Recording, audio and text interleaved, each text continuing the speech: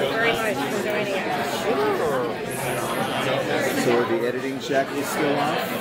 Say again? Are the bleeping shackles still off? Oh yeah, we're saying fuck a lot. Yeah, a lot. This is not the magician. What is it? That's kind of last.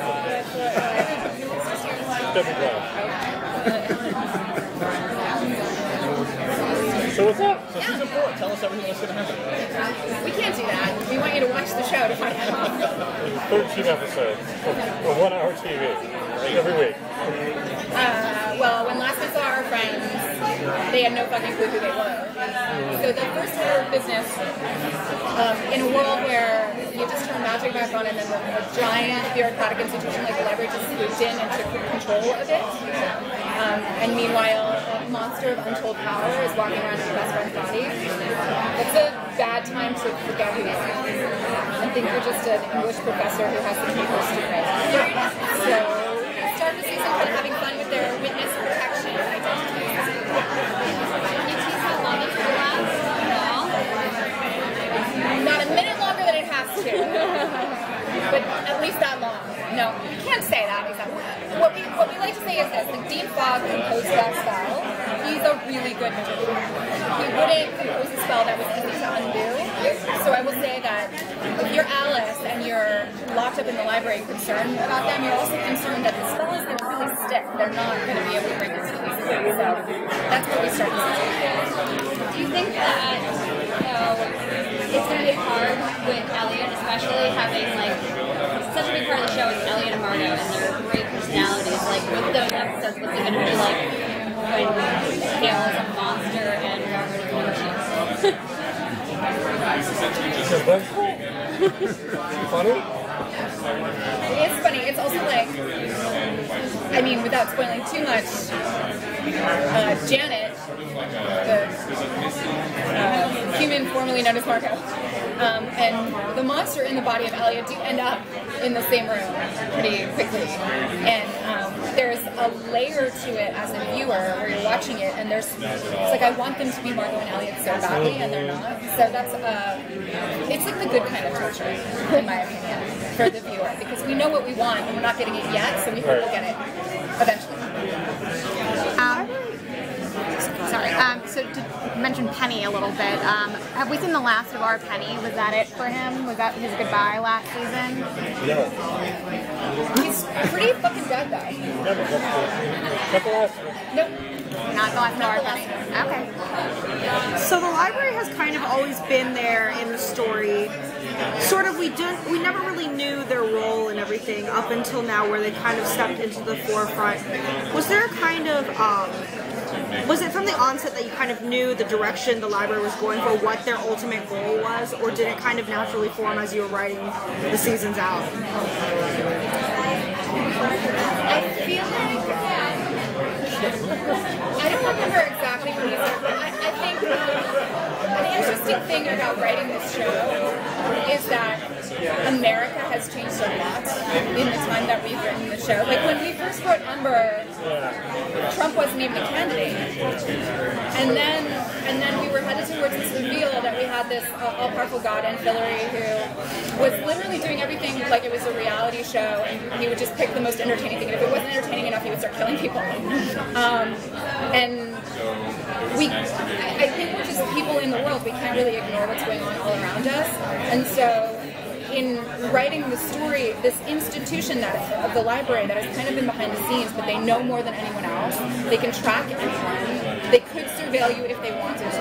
It's like there, but for the grace of their morals and ethics, they're all of us. And then hand them the responsibility for all the magic in the universe. It's like, for some dumb reason, we all just wanted to talk about fascism.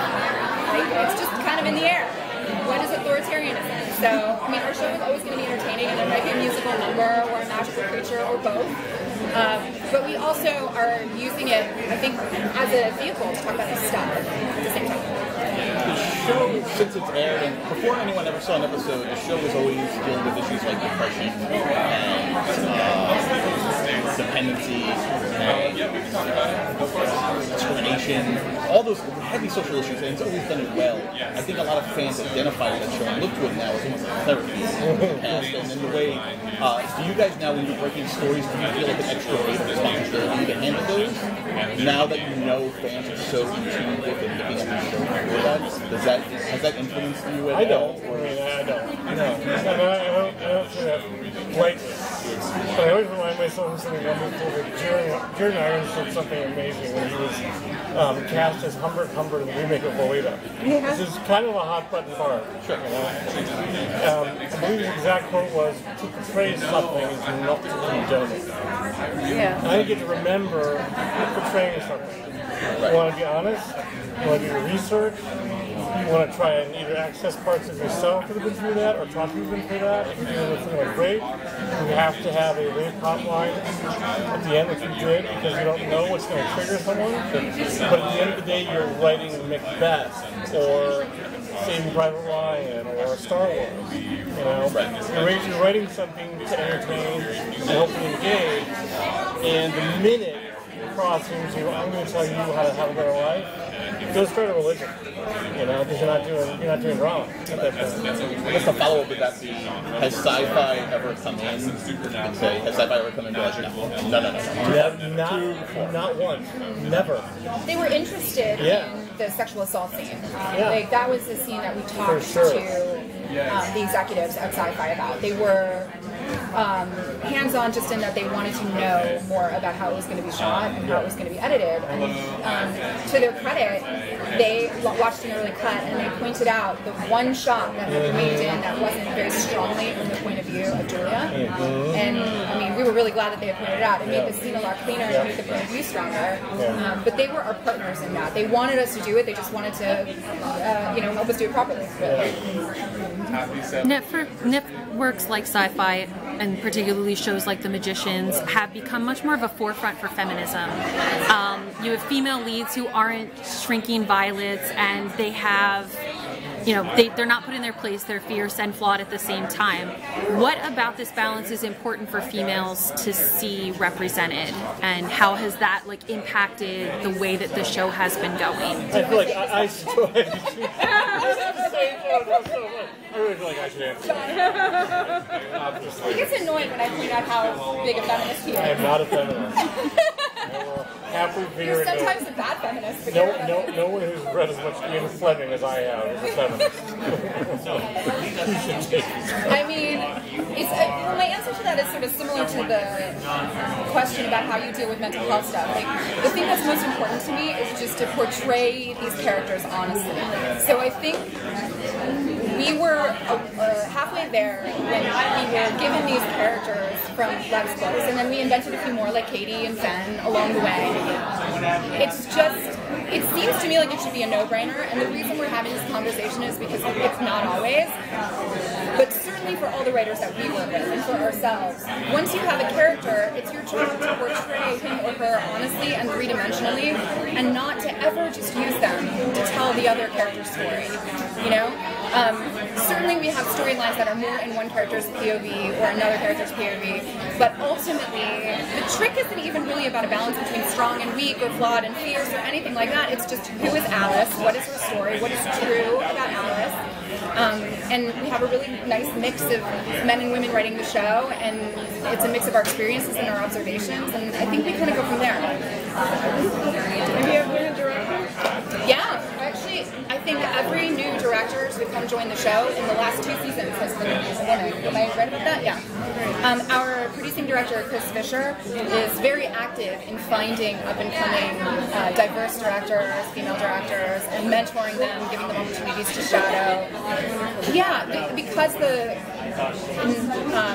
my opinion, just watching things, I feel like the industry is changing and has made it a bit more of a priority to open up directing in particular, because it's a very, very closed job. It was probably the most honest about its sexism, and there were really, I would go years and never work with a female director as I was kind of coming up through the writer's room. And now that the powers that be have been made aware of this problem in a way that has kind of forced their hand a little bit, right? Now that there's this mandate, I think it's now up to the creators of shows. It's up to producing directors and showrunners and people involved in it to foster a new generation of talent so that the pool gets bigger and bigger. So that's where we are now.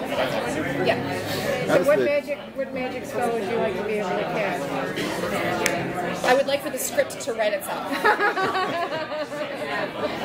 Script elves in the middle of the night, like shoe elves, but for scripts. How's the technical aspect? Because I know early on you did a lot of practical effects, and last year clearly not all practical. How's the next season shaping up? Well, I think the first season was a lot of, hopefully not obvious, a lot of trial and error. So it wasn't so much that it was more practical and less, say, CGI. It was just more, this didn't work, let's try this, let's reshoot this, you know.